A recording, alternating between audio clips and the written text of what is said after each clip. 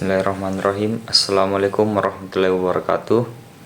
Perkenalkan, nama saya Alamsyah dengan NIM 24OSP 011. Pada kesempatan kali ini saya akan membuat video presentasi penyesuaian tugas UAS dari mata kuliah mesin listrik.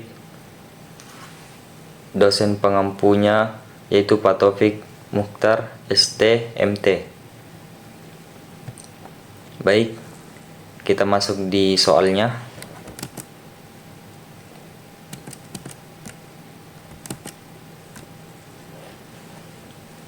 Bagian A, di bidang pekerjaan mana diaplikasikan mata kuliah mesin listrik, khususnya pembahasan generator listrik. Mata kuliah mesin listrik, khususnya topik generator listrik, merupakan pilar utama bagi siapa saja yang ingin berkarir di industri, energi, dan infrastruktur. Yang pertama itu di bidang industri pembangkit listrik, power generation, seperti PLTU, PLTA, PLTG, PLTS, dan PLTB. Yang kedua, di sektor energi terbarukan seperti angin, air, dan biomasa. Yang ketiga, industri, manufaktur, dan fabrikasi electrical plant engineer, yaitu mengelola genset sebagai sumber daya cadangan backup power untuk memastikan produksi tidak terhenti saat terjadi pemadaman listrik. Yang keempat itu di sektor minyak atau gas dan pertambangan, power system engineer, mengelola pembangkit listrik mandiri captive power untuk menyuplai energi bagi mesin-mesin bor dan pengelolaan hasil tambang. Pertanyaan kedua, apa itu mesin listrik? Mesin listrik adalah perangkat yang mengonversi energi elektromekanis, mengubah energi listrik menjadi energi mekanik atau sebaliknya. Berdasarkan prinsip elektromagnetik, di mana terjadi interaksi medan magnet dan arus listrik untuk menghasilkan gerak atau listrik. Mesin listrik terbagi menjadi dua, mesin listrik dinamis dan mesin listrik statis. Yang pertama itu mesin listrik dinamis atau yang berputar. Mesin ini memiliki bagian yang bergerak atau berputar. Berdasarkan arah konversi energinya, mesin dinamis dibagi menjadi dua. Yang pertama itu generator. Generator mengubah energi mekanik atau gerak menjadi energi listrik. Contohnya, generator di pembangkit listrik yang diputar oleh turbin. Yang kedua itu ada motor, mengubah energi listrik menjadi energi mekanik. Contohnya itu motor pada mesin cuci, pompa air, atau kipas angin. Nah, yang kedua ini mesin listrik statis atau mesin listrik yang diam.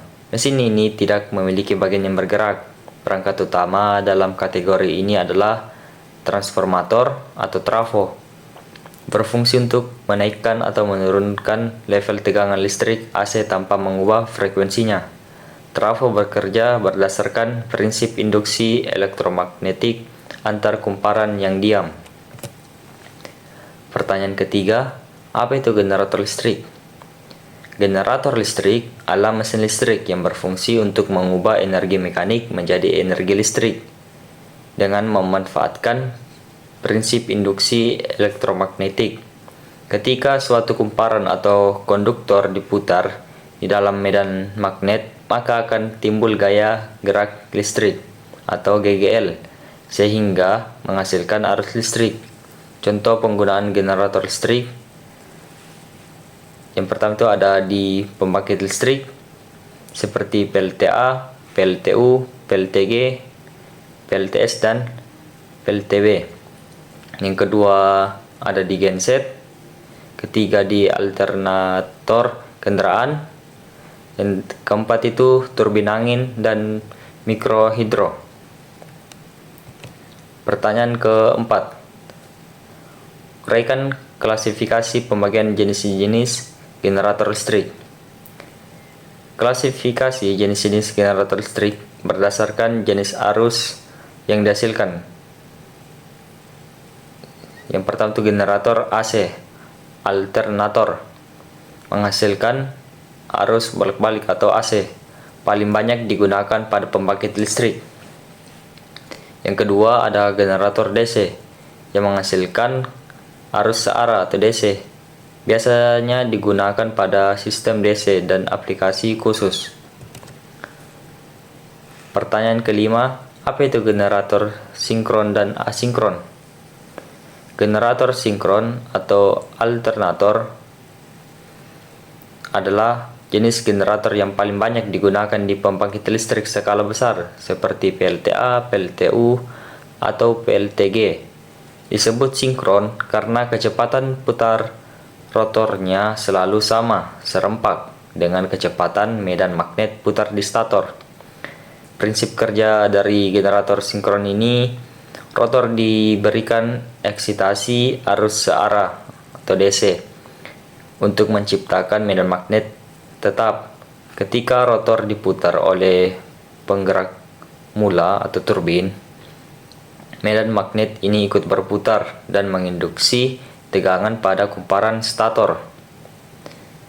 Kecepatannya tetap. Jika frekuensi jaringan adalah 50 Hz, maka rotor harus berputar pada kecepatan yang tepat sesuai jumlah kutubnya.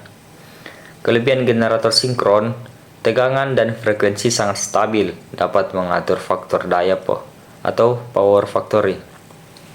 Adapun kekurangannya, konstribusi lebih rumit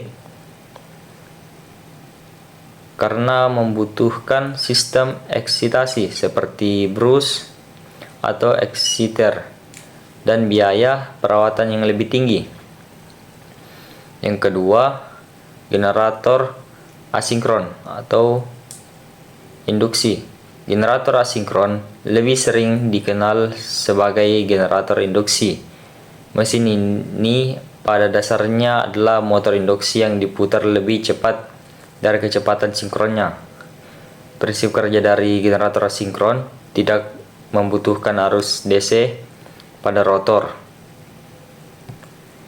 Biasanya berbentuk sangkar tupai. Listrik dihasilkan melalui induksi elektromagnetik dari medan magnet stator. Kecepatannya harus berputar lebih cepat dari kecepatan sinkronnya. Kondisi overspeed atau slip negatif agar bisa menghasilkan daya listrik. Kelebihan dari generator asinkron, konstruksinya sangat sederhana, kokoh dan murah. Perawatan minimal karena tidak ada sikat atau brush. Sangat cocok untuk pembangkit listrik tenaga angin atau mikrohidro yang kecepatannya berubah-ubah. Kekurangan, membutuhkan daya reaktif jaringan atau kapasitor bank untuk memulai magnetasi. Frekuensi umumnya lebih rendah dibandingkan generator sinkron pada beban penuh. Pertanyaan ke-6, generator listrik jenis apa yang terpasang secara umum untuk memberi atau melayani listrik ke masyarakat? Secara umum, generator yang terpasang di pembangkit listrik untuk melayani kebutuhan listrik masyarakat skala besar atau PLN adalah generator sinkron atau alternator. Alasannya mengapa generator sinkron menjadi standar utama dalam distribusi listrik publik dibandingkan jenis lainnya. Yang pertama, stabilitas, frekuensi, dan tegangan. Listrik yang sampai di rumah kita harus memiliki frekuensi yang sangat stabil. Di Indonesia, standarnya itu 50 Hz. Yang kedua, kemampuan mengatur daya reaktif. Generator sinkron memiliki sistem eksitasi yang memungkinkan operator pembangkit untuk mengatur tegangan dan faktor daya. Yang ketiga, inersia untuk stabilitas jaringan. Generator sinkron yang berukuran besar memiliki massa berputar yang sangat berat. Pertanyaan ketujuh, bagaimana prinsip kerja generator listrik AC? Prinsip kerja generator listrik AC harus bolak-balik didasarkan pada fenomena fisik yang disebut induksi elektromagnetik. Prinsip ini pertama kali ditemukan oleh ilmuwan Michael Faraday. Berikut adalah tahap proses bagaimana mekanik diubah menjadi listrik AC. Itu dengan menggunakan hukum induksi Faraday. Inti dari kerja generator adalah hukum Faraday yang menyatakan bahwa jika terjadi perubahan medan magnet, flux magnetik, pada suatu kumparan kawat, maka akan timbul gaya gerak listrik atau GGL atau tegangan pada ujung-ujung kawat tersebut. Pertanyaan ke-8. Bagaimana prinsip kerja generator listrik DC? Prinsip kerja generator DC atau arus searah pada dasarnya hampir sama dengan generator AC, yaitu menggunakan hukum induksi elektromagnetik Faraday. Namun, ada satu komponen kunci yang membedakannya, yaitu komutator. Tahapan prinsip kerja generator DC secara mendetail sama dengan tadi generator AC menggunakan hukum Faraday. Tegangan listrik dihasilkan ketika sebuah kumparan kawat diputar di dalam medan magnet atau sebaliknya. Proses pemotongan garis gaya magnet oleh kawat ini menimbulkan gaya gerak listrik atau GGL di dalam kawat tersebut. Pertanyaan ke-9. Uraikan dan jelaskan fungsi komponen utama pada generator listrik AC. Yang pertama itu ada stator atau bagian diam. Stator adalah bagian generator yang tidak bergerak. Pada generator AC modern skala besar, stator berfungsi sebagai tempat terbentuknya arus listrik GGL induksi. Fungsinya untuk menampung kumparan jangkar konduktor. Tempat tegangan AC dihasilkan saat dipotong oleh medan magnet dari rotor. Yang kedua, rotor, yaitu bagian yang berputar di dalam stator. Fungsinya sebagai pembawa medan magnet saat rotor diputar oleh penggerak mula atau turbin. Medan magnetnya akan ikut berputar dan memotong kumparan pada stator. Yang ketiga ada slip rings atau cincin luncur. Berbeda dengan generator DC yang menggunakan cincin belah, generator AC menggunakan dua cincin utuh yang melingkar. Fungsinya itu untuk menjaga koneksi listrik tetap terhubung antara bagian yang berputar rotor dengan rangkaian luar yang diam tanpa membelitkan kabel. Yang keempat ada brus atau sikat karbon. Sikat ini terbuat dari karbon atau grafit yang menempel pada slip rings. Fungsinya untuk menyalurkan arus listrik dari slip rings yang berputar ke terminal keluaran atau beban di luar generator melalui gesekan kontinu. Yang kelima ada prime mover atau penggerak mula. Ini adalah komponen eksternal yang diberikan energi mekanik awal. Fungsinya untuk memutar rotor pada kecepatan tertentu. Yang keenam ada exciter atau sistem penguat, sebuah generator kecil atau sistem elektronik yang memberikan arus searah atau DC ke kumparan rotor. Fungsinya untuk menciptakan medan magnet pada rotor. Tanpa arus eksitasi, rotor hanyalah besi biasa dan tidak akan bisa menghasilkan listrik saat diputar. Pertanyaan ke-10. Uraikan dan jelaskan fungsi komponen utama pada generator listrik DC. Yang pertama itu ada stator, bagian yang diam. Stator berfungsi sebagai kerangka luar sehingga menyediakan medan magnet yang diperlukan untuk induksi. Oke. Rangka generator merupakan bagian terluar yang berfungsi sebagai pelindung mekanis bagi komponen dalam serta menyediakan jalur bagi flux magnetik. Kutub magnet, pole core and pole show berfungsi untuk menghasilkan medan magnet. Pole show sepatu kutub dibuat melebar untuk menyebarkan flux magnet secara merata ke arah rotor. Kumparan medan magnet, field winding, lilitan kawat yang melingkar kutub magnet. Ketika dialiri arus listrik, kumparan ini akan menciptakan elektromagnet yang menghasilkan medan magnet utama. Yang kedua itu ada rotor atau armatur, bagian yang berputar. Rotor adalah bagian yang bergerak di medan magnet untuk menghasilkan gaya listrik GGL. Poros atau shaft, batang besi tempat melekatnya seluruh bagian rotor yang mentransfer energi mekanik dari penggerak mula seperti mesin diesel atau turbin ke generator. Inti jangkar armatur core berbentuk silinder beratur yang terbuat dari lapisan besi tipis laminasi untuk mengurangi kerugian daya akibat arus eddy. Lilitan jangkar armatur winding, kumparan kawat tembaga yang ditempatkan pada alur inti jangkar. Di sinilah tenaga listrik GGL sebenarnya diinduksi saat rotor berputar, memotong garis gaya magnet.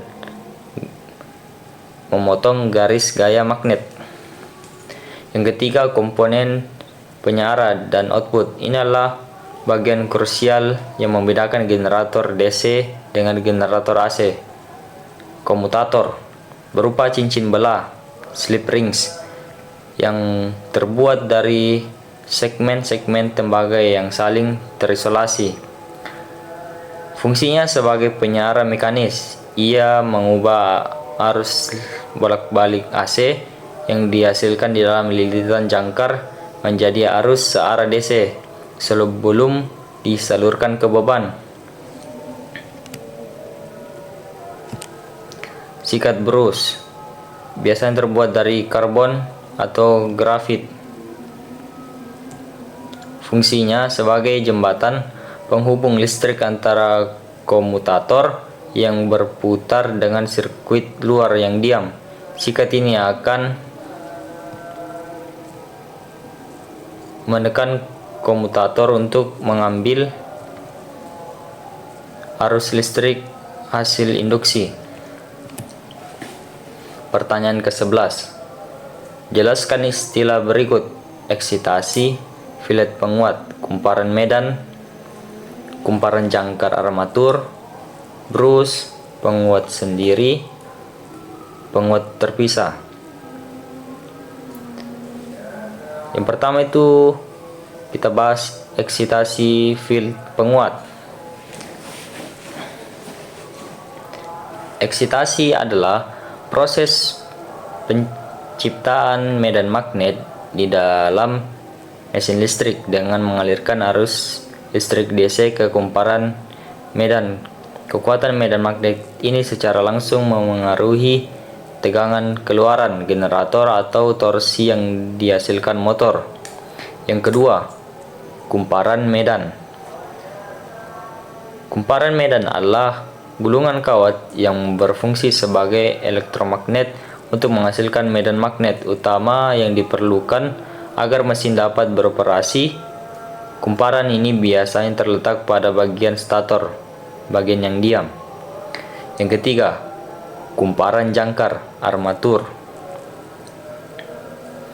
Kumparan jangkar adalah gulungan kawat yang terletak pada bagian rotor, bagian yang berputar, Fungsi utamanya adalah untuk mengalirkan arus listrik yang berinteraksi dengan medan magnet sehingga menghasilkan torsi putar pada motor atau gaya gerak listrik (GGL) induksi pada generator. Yang keempat, brus sikat arang. Brus adalah komponen konduktif biasanya terbuat dari tembaga lunak atau karbon yang berfungsi untuk menjembatani aliran arus listrik antara bagian yang diam, stator, dan bagian yang berputar, yaitu rotor, komutator. Brus memastikan arus dapat mengalir ke kumparan jangkar saat berputar. Yang kelima itu penguat sendiri. Pada sistem penguat sendiri, kumparan medan menerima daya arus eksitasi dari output generator itu sendiri. Generator jenis ini mengandalkan sisa magnet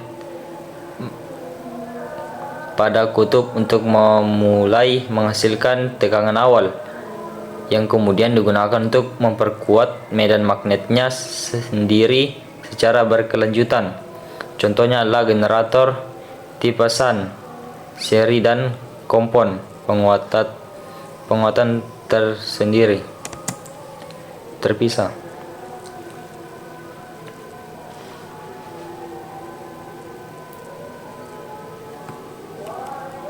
Yang keenam itu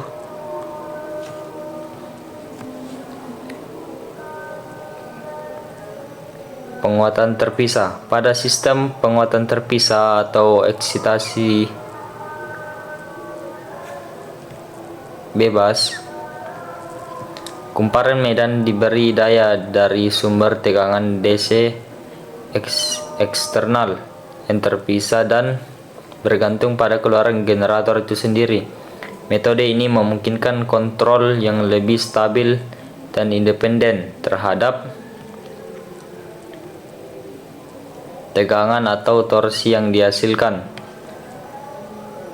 karena arus medan dapat diatur secara terpisah. Pertanyaan yang ke-12, apa perbedaan generator kutub dalam dan generator kutub luar? Perbedaan utama antara generator kutub dalam dan kutub luar terletak pada posisi medan magnetnya.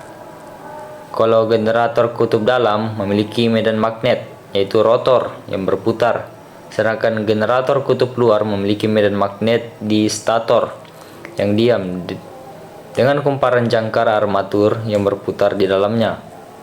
Keduanya menghasilkan listrik dari induksi elektromagnetik, namun dengan konfigurasi fisik yang berbeda. Baik, di soal bagian B diketahui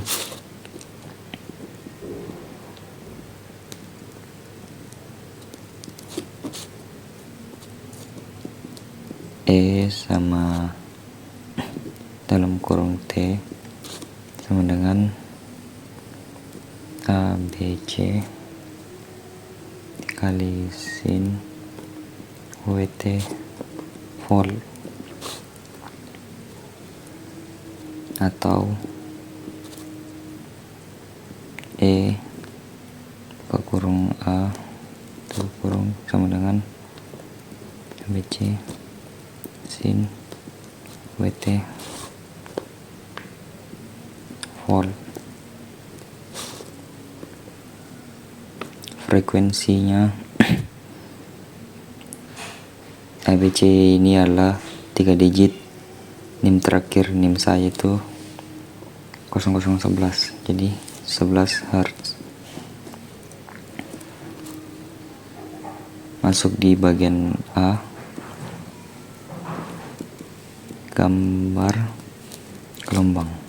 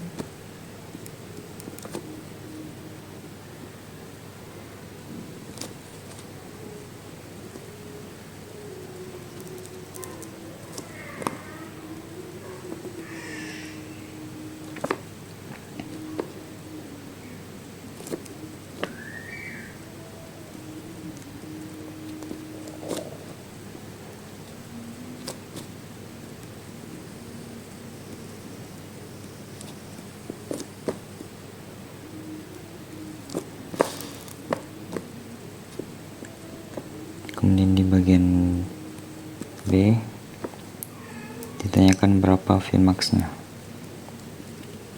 Vmax nya itu 11 volt. Kemudian bagian C, V ditanya ketika tegangan puncaknya sama dengan 11 sin A volt sama dengan 11 kali sin 360 volt sama dengan 11 dikali 1/2 volt sama dengan 11/2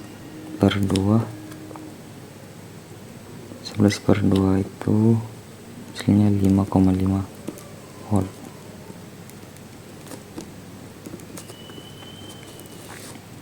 Bagian D yang ditanyakan itu berapa tegangan ketika T sama dengan 0,216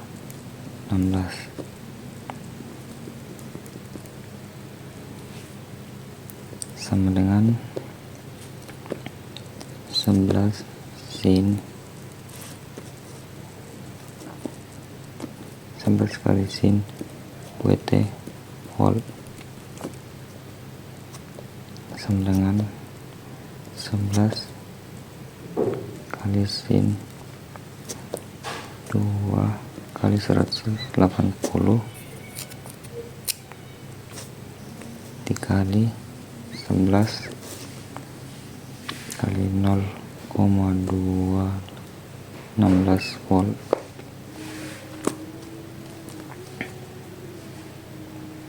Kita kalikan dulu 2 dikali 180, hasilnya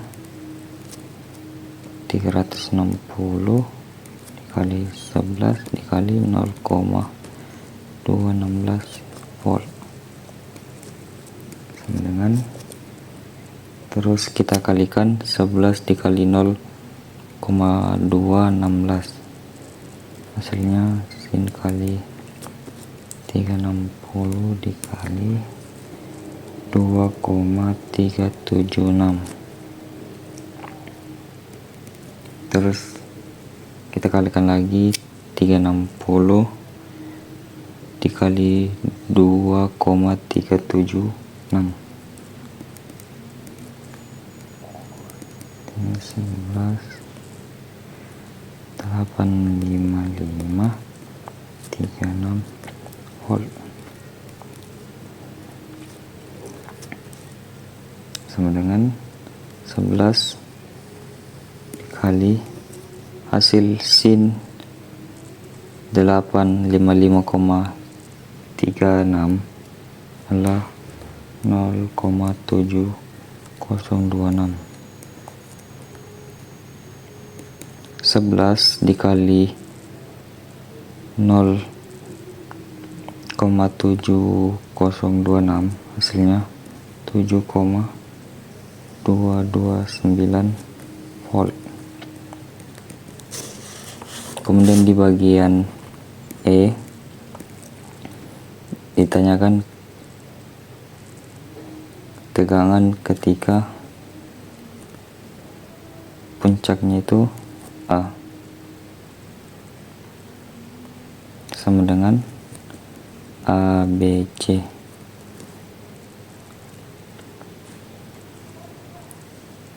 ABC ini diambil dari 3 NIM terakhir. NIM saya itu 011. Jadi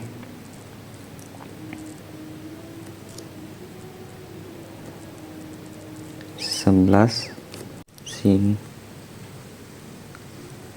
11 volt sama dengan 11 dikali sin 11 itu 0,190 sama dengan 11 dikali 0,190 hasilnya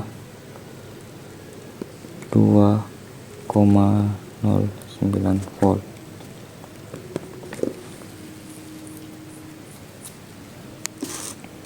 Lanjut di bagian F, yang ditanyakan itu tegangan ketika T sama dengan ABC sama dengan 11. 11 ini dari NIM saya. 11 dikali sin WT volt sama dengan 11 dikali sin 2 dikali 1 80 11 dikali 11 volt sama dengan 11 dikali sin 2 dikali 180 360 kali 11 volt sama dengan 11 dikali sin 360 dikali 11 3966 volt sama dengan 11 dikali sin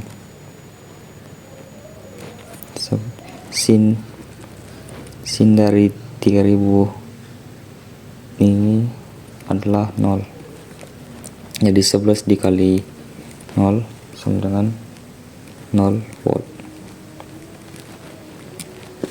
Lanjut di bagian G,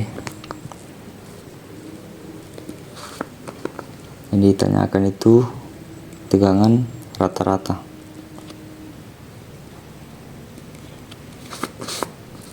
Sama dengan 2 per pi dikali 11 volt sama dengan 2 dibagi pi.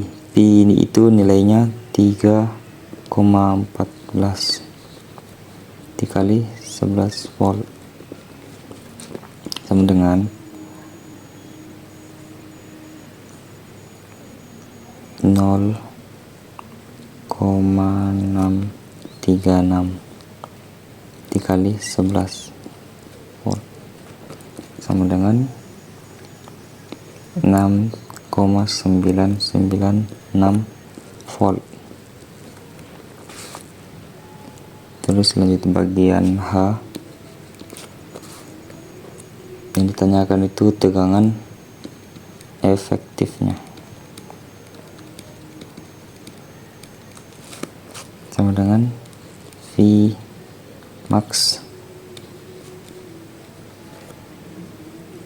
dikali akar 2 bagi akar 2 sama dengan 11 dibagi akar 2 dikali akar 2 sama dengan 7,778 dikali akar 2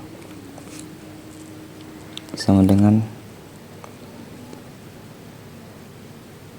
10,999. Kita bulatkan menjadi 11 volt. Nah, terus kita akan menjawab soal nomor 2. Pertanyaan itu diketahui hasil pengukuran volt meter pada sebuah stop ABC volt, berapa tegangan sesatnya. Jadi diketahui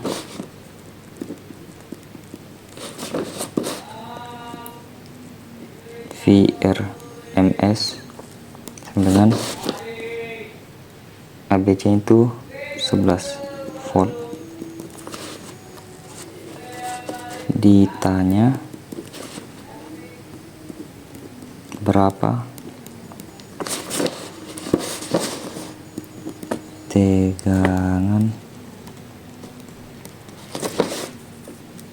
sesatnya.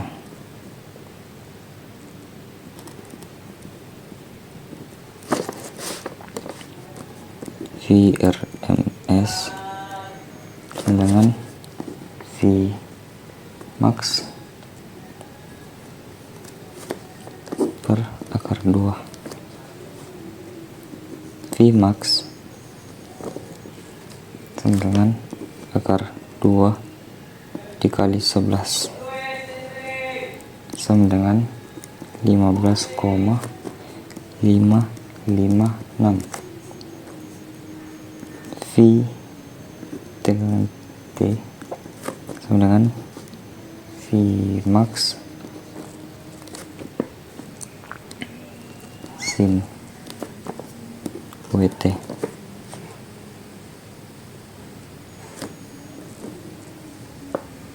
WT volt.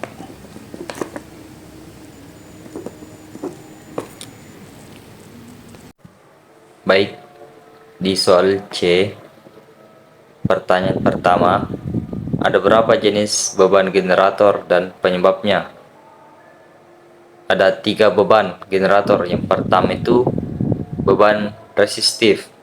Beban resistif murni terjadi ketika arus dan tegangan berada dalam fasa yang sama, tidak ada pergerakan sudut. Penyebabnya, alat-alat yang mengubah energi listrik menjadi panas atau cahaya melalui elemen pemanas. Contohnya lampu pijar, pemanas air, setrika listrik, dan kompor listrik. Dampak pada generator, beban ini memiliki faktor daya sebesar 1,0 niti.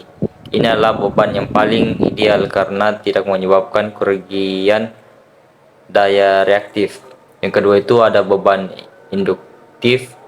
Beban induktif terjadi ketika arus tertinggal atau lagging di belakang tegangan. Hal ini disebabkan oleh adanya lilitan kawat kumparan pada peralatan. Penyebabnya itu alat-alat yang bekerja menggunakan prinsip medan magnet dan lilitan kawat untuk menghasilkan gerak atau transformasi tegangan. Contohnya pada motor listrik, transformator, trafo, pompa air, AC, dan kulkas. Dampak pada generator, beban ini menyerap daya reaktif. Jika terlalu banyak beban induktif, faktor daya akan menurun di bawah 1,0 yang dapat menyebabkan penurunan tegangan pada terminal generator. Yang ketiga itu beban kapasitif. Beban kapasitif terjadi ketika arus mendahului atau leading tegangan. Beban ini memiliki sifat menyimpan energi dalam bentuk medan listrik. Penyebabnya itu penggunaan kapasitor dalam rangkaian listrik atau kabel transmisi yang sangat panjang. Efek kapasitansi kabel. Contohnya seperti kapasitor bank sering dipasang untuk memperbaiki faktor daya lampu LED tertentu dan perangkat elektronik yang menggunakan catu daya switching. Dampak pada generator, beban ini justru menghasilkan daya reaktif ke sistem. Meskipun ini membantu memperbaiki faktor daya buruk akibat beban induktif. Beban kapasitif yang berlebihan dapat menyebabkan kenaikan tegangan overload yang berbahaya bagi isolasi generator. Pertanyaan kedua, Jelaskan efek pada generator jika dibebani resistor murni. Kaitkan dengan tegangan dan arus listrik pada sebuah grafik. Hubungan sefasa. Pada beban resistor murni tidak ada komponen induktif atau kapasitif yang menyebabkan hambatan elektromagnetik tambahan. Akibatnya arus listrik mengalir secara harmonis bersamaan dengan tegangan. Kondisi ini disebut sefasa. Faktor daya, karena ini ada perbedaan sudut fasa sin sama dengan 0 derajat, maka nilai cos sin sama dengan 1. Generator ini bekerja pada efisiensi maksimal dalam hal mengirim daya nyata. Seluruh daya yang dihasilkan generator diserap oleh beban sebagai daya aktif dan diubah menjadi energi lain seperti panas atau cahaya. Jika kita melihat grafik gelombang AC, arus berbalik pada beban resistif, titik 0 gelombang tegangan, dan arus memotong sumbu 0 pada waktu yang bersamaan. Titik puncak keduanya mencapai nilai maksimum bukit dan nilai minimum lembah pada waktu yang sama. Bentuk gelombang keduanya berbentuk sinus murni meskipun amplitudo tinggi gelombang. Arus tegangan berbeda bergantung nilai resistansi. Posisi horizontal mereka tetap sejajar. Efek pada generator. Meskipun beban resistif dianggap ideal karena faktor daya unitinya, terdapat beberapa efek fisik pada generator. Yang pertama, penurunan tegangan. Sesuai hukum Ohm, V sama dengan I dibagi R. Semakin besar arus yang ditarik oleh resistor, maka semakin jatuh tegangan pada hambatan dalam kumparan generator. Hal ini menyebabkan tegangan terminal sedikit menurun saat beban ditambah. Yang kedua, torsi mekanik. Generator akan terasa lebih berat diputar oleh mesin penggerak. Arus yang mengalir pada stator menciptakan medan magnet yang melawan putaran rotor hukum Lenz, sehingga konsumsi bahan bakar pada mesin penggerak akan meningkat sebanding dengan daya listrik yang diserap resistor. Ketiga, panas. Karena seluruh daya ala daya nyata, generator hanya menanggung beban panas. Akibatnya aliran arus tanpa harus mengenai sirkulasi daya reaktif yang sia-sia. Pertanyaan ketiga, apa yang dimaksud dengan lagging dan apa penyebabnya? Kaitkan dengan tegangan dan arus listrik pada sebuah grafik. Pada sistem listrik AC arus berbalik, istilah lagging tertinggal merujuk pada kondisi di mana arus listrik mencapai titik puncak lebih lambat daripada tegangan. Sederhananya, tegangan sudah naik duluan, baru kemudian arus menyusul di belakangnya. Kondisi ini menghasilkan faktor daya yang kurang dari 1.0. Mengapa arus bisa tertinggal? Penyebabnya itu fenomena lagging adalah beban induktif. Beban induktif mengandung kumparan kawat koil. Berdasarkan hukum fisika hukum Lenz, kumparan memiliki sifat inersia elektromagnetik. Ketika tegangan diberikan, kumparan akan menciptakan medan magnet. Proses pembentukan medan magnet ini menahan atau menghambat laju arus listrik agar tidak langsung naik seketika. Contoh peralatannya itu seperti motor listrik AC, pompa air, mesin cuci. Ada juga transformator atau trafo dan balas lampu TL neon lama. Jika kita melihat grafik gelombang antara tegangan dan arus, Anda akan melihat pergeseran posisi secara horizontal. Garis tegangan memulai gelombang dari titik 0 dan mencapai puncak lebih awal. Garis arus baru memulai gelombang beberapa derajat setelah tegangan arus tertinggal sejauh sudut fasa. Jarak horizontal, jarak antara puncak tegangan dan puncak arus mewakili sudut fasa. Pada beban induktif murni, arus tertinggal tepat 90 derajat seperempat siklus. Namun, pada beban praktis seperti motor, sudut bervariasi antara 50 sampai 90 derajat. Jika generator Anda mengalami beban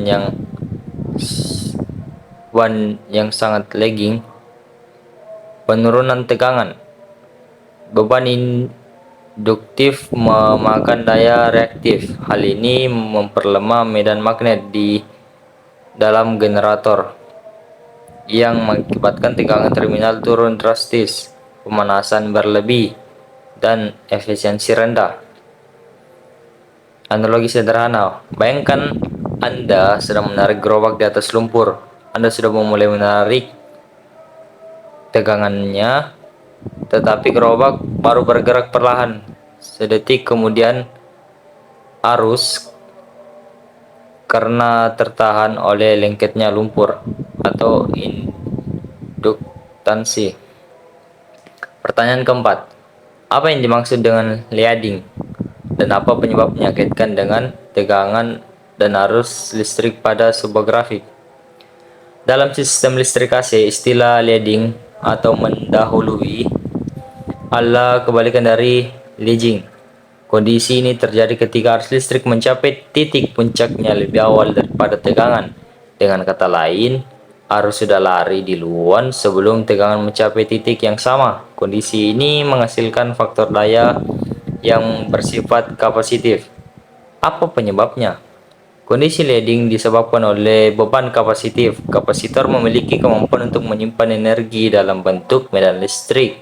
Sifat dasar kapasitor adalah menolak perubahan tegangan. Saat tegangan mulai naik, kapasitor akan segera menarik arus besar untuk mengisi muatannya, sehingga arus melonjak lebih dulu sementara tegangan baru meranjak naik secara perlahan. Penyebabnya dan contoh di lapangannya itu seperti kapasitor bank yang dipasang terlalu besar melebihi kebutuhan kompensasi beban induktif, kabel transmisi panjang, kabel bawah tanah atau kabel transmisi yang sangat panjang memiliki sifat kapasitansi alami terhadap tanah. Motor sinkron jika dijalankan pada kondisi penguatan berlebih. Perangkat elektronik modern seperti lampu berkualitas rendah atau jatuh daya tanpa fitur koreksi faktor daya. Pada grafik gelombang, Anda akan melihat bahwa gelombang arus bergeser ke kiri atau muncul lebih awal pada sumbu waktu dibandingkan tegangan. Garis arus mencapai titik puncak maksimum sebelum garis tegangan mencapai puncaknya. Titik potong 0, arus melewati angka 0 menuju positif sebelum tegangan melakukannya. Jarak antara kedua puncak ini disebut sudut mendahului. Jika bebannya kapasitor murni, arus akan mendahului tepatnya 90 derajat. Efek pada generator. Kondisi leading sering kali lebih diwaspadai oleh operator generator dibandingkan lagging. Karena yang pertama itu kenaikan tegangan. Beban kapasitif justru menyuplai daya reaktif ke generator. Hal ini memperkuat medan magnet di rotor. Reaksi jangkar yang memperkuat sehingga tegangan terminal generator bisa naik secara tidak terkendali. Yang kedua, ketidakstabilan sistem. Generator yang beroperasi pada kondisi leading yang ekstrim cenderung tidak stabil dan mudah kehilangan sinkronisasi. Yang ketiga, pemanasan ujung inti stator. Arus leading menyebabkan fluks magnetik bocor ke bagian ujung inti stator yang dapat memicu panas berlebih di area tersebut.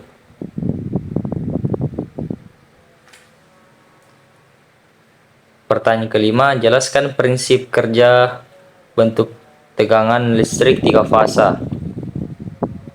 Prinsip kerja generator 3 fasa.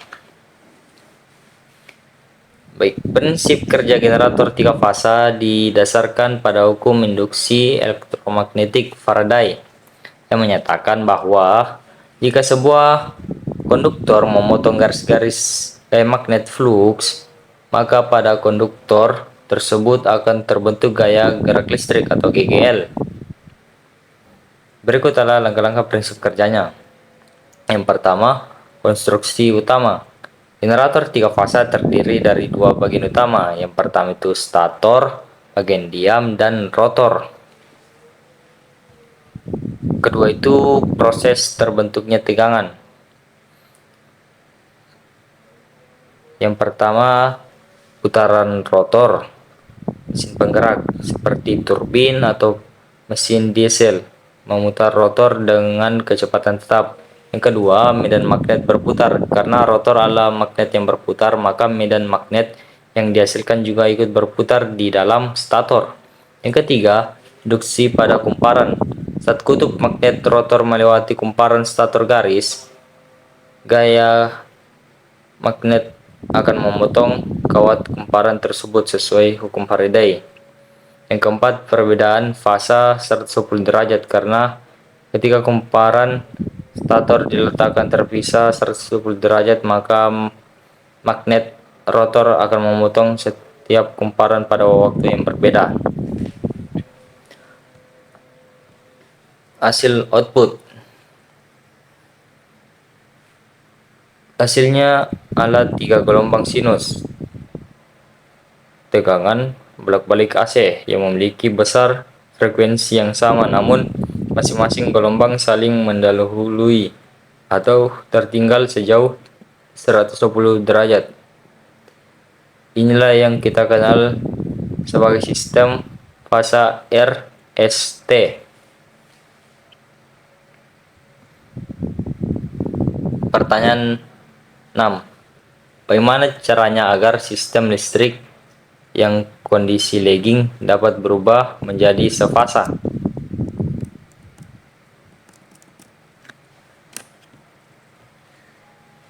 Untuk mengubah sistem listrik dari kondisi lagging tertinggal menjadi sefasa, unity power factor, kita perlu melakukan proses yang disebut dengan kompensasi faktor daya. Yang pertama, kita perlu memahami penyebab kondisi terjadinya lagging. Kondisi lagging terjadi karena adanya beban induktif yang dominan seperti motor listrik, trafo, atau lampu neon. Beban ini menyebabkan arus tertinggal di belakang tegangan. Dalam istilah teknik, ini berarti faktor daya kosinus kurang dari 1,0. Yang kedua, memasang kapasitor bank. Langkah utama. Cara umum untuk membuat sistem menjadi sefasa adalah dengan memasang kapasitor bank secara paralel dengan beban. Logika kerja. Jika induktor menyerap daya reaktif, kapasitor justru menyuplai daya reaktif. Hasilnya, daya reaktif dari kapasitor akan menetralkan daya reaktif dari beban induktif. Jika kapasitasnya tepat, daya reaktif total menjadi 0. Q sama dengan 0. Sehingga arus dan tegangan berada pada fasa yang sama. Yang cara ketiga, menggunakan motor sinkron. Selain kapasitor, perubahan industri besar sering menggunakan motor sinkron. Jika motor dioperasikan dalam kondisi overexcited, ia akan bertindak sebagai kapasitor raksasa seperti disebut synchronous condenser. Alat ini sangat efektif karena kompensasi bisa diatur secara halus sesuai fluktuasi beban di pabrik. Selanjutnya nomor 7. Pertanyaan itu jawab dan jelaskan berapa nilai tegangan R, tegangan S, dan tegangan T saat A sama dengan 90 derajat. ABC sama dengan 3 digit terakhir dari NIM. Diketahui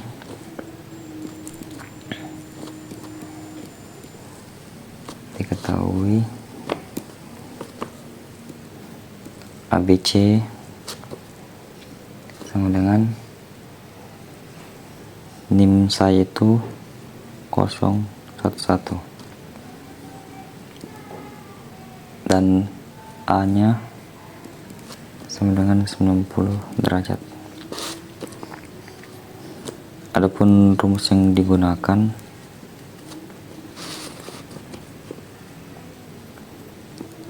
VR sama dengan ABC kali sin A, VS sama dengan ABC dikali sin buka kurung A dikurang 120 derajat tutup kurung.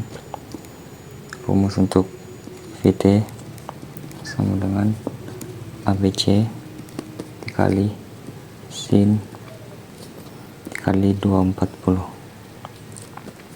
derajat tutup kurung.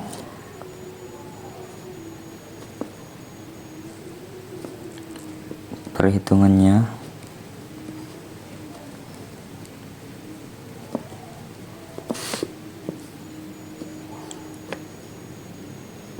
VR sama dengan 11 sin dikali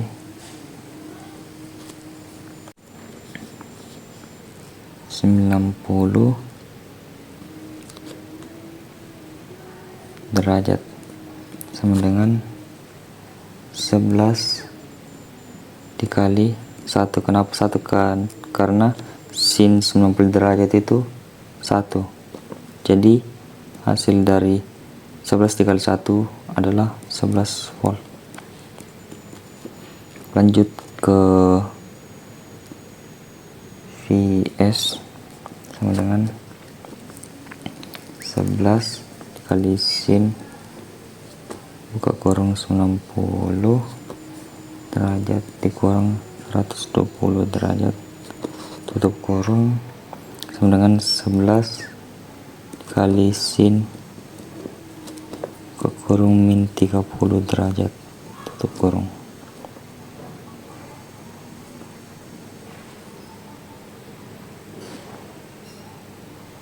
Sin buka kurung min 30 derajat kurung sama dengan min 0,5. Bisa sama dengan 11 dikali min 0,5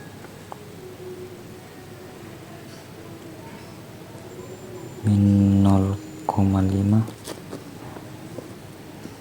sama dengan min 5,5 volt.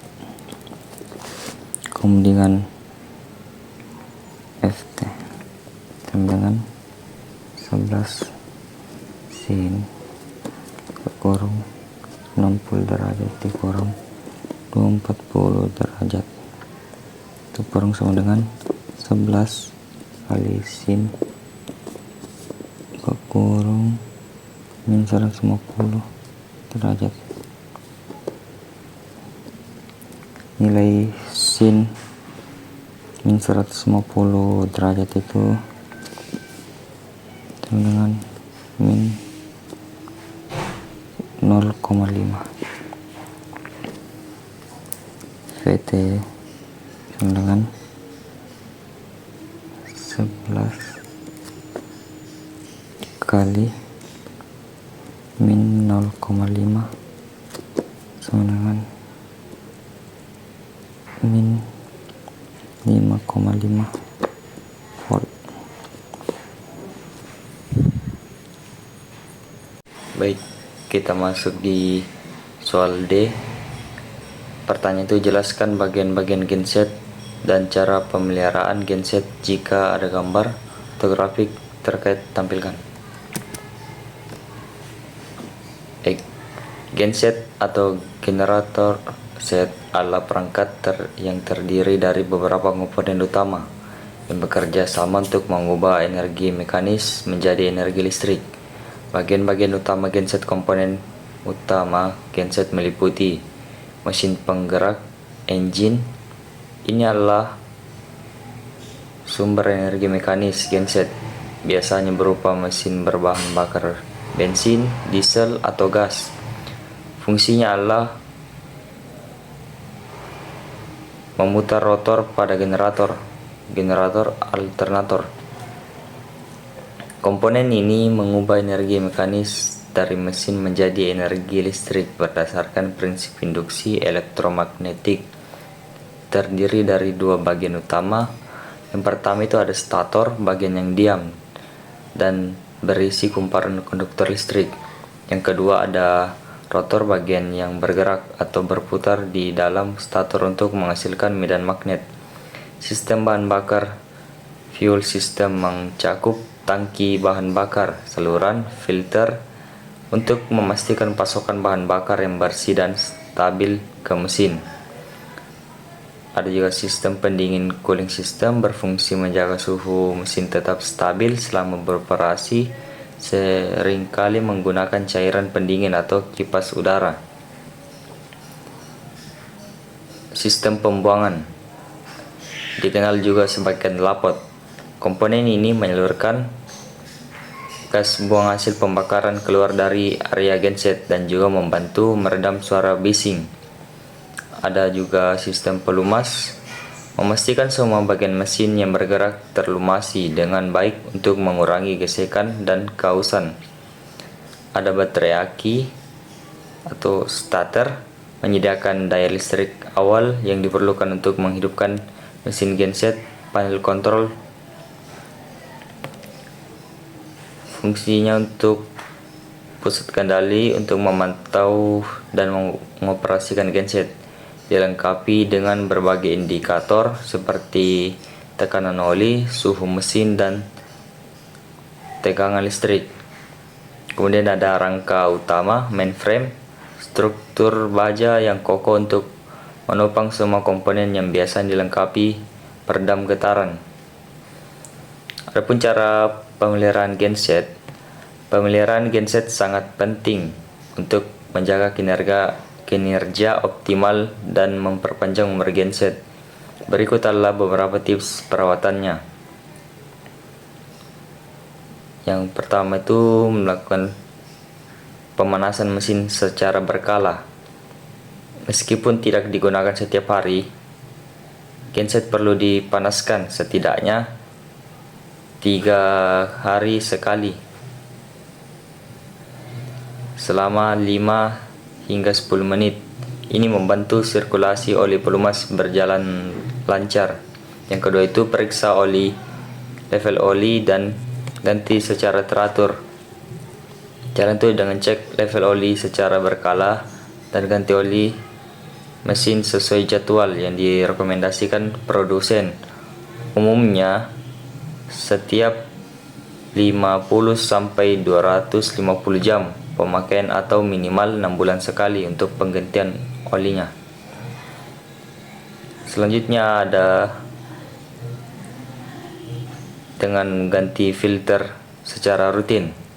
Filter udara, filter oli, dan filter bahan bakar harus diganti sesuai petunjuk manual untuk menjaga mesin tetap bersih dan efisien.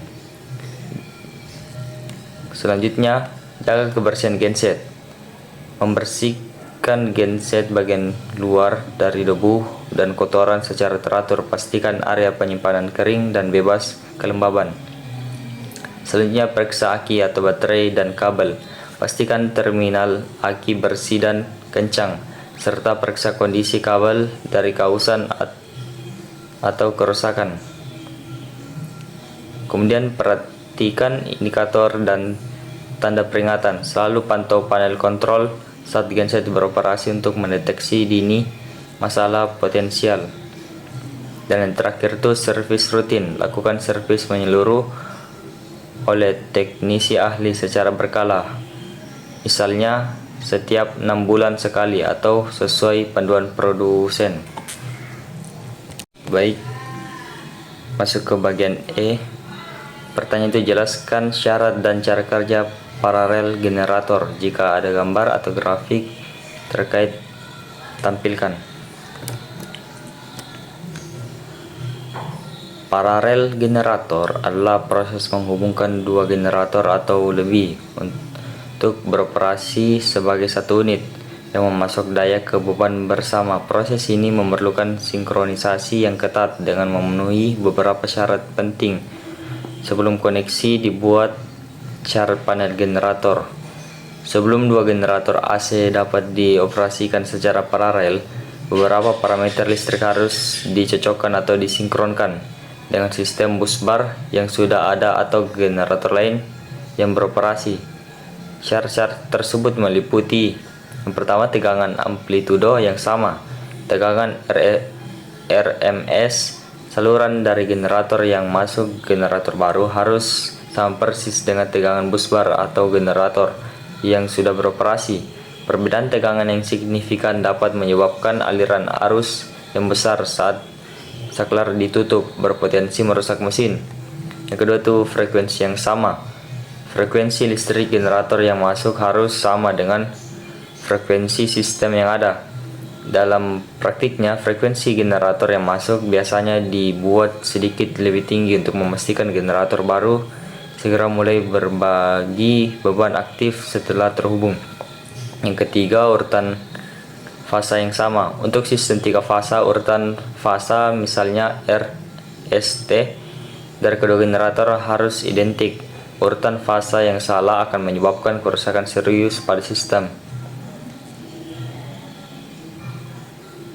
Yang kelima, sudut fasa yang sama, sefasa. Sudut fasa antara tegangan generator yang masuk dan tegangan sistem harus 0, atau keduanya harus sefasa, berada pada puncak atau titik 0 gelombang yang persis saat saklar terhubung tertutup.